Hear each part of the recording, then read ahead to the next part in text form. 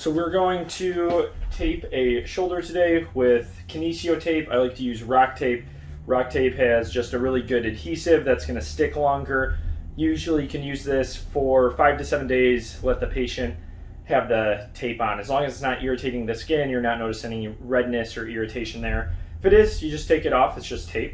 But we're going to do a general taping for the shoulder. So we've got the shoulder here. I've already pre-cut the strips. You want to round the corners of the strips so that way it sticks better. But when I pre-cut, I measured out from here down the deltoid on one side, and then did the other, and then one for across.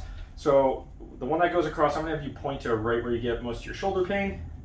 Right there. All right. So we're going to take and we're going to rip down the center and then pull back the edges like this. You're going to pull off, so there's stretch on the tape. You're going to come off so it's at about 50% stretch. We're going to put that right over where it hurts. No stretch on the ends. We're going to rub that on just like so.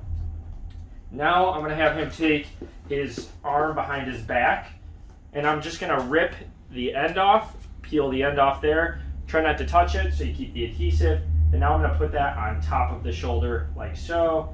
And the stretch is on the skin. We're going to pull the backing off the tape as we lay the tape down. Trying not to get any creases, just like that. And then the last one, we're going to have you bring your arm across your chest on your other shoulder and then lift up. So now there's stretch on the back of the shoulder. We're going to do the same thing. Peel the backing off of one end, place that down for an anchor, and now we're going to bring that down the back of the shoulder.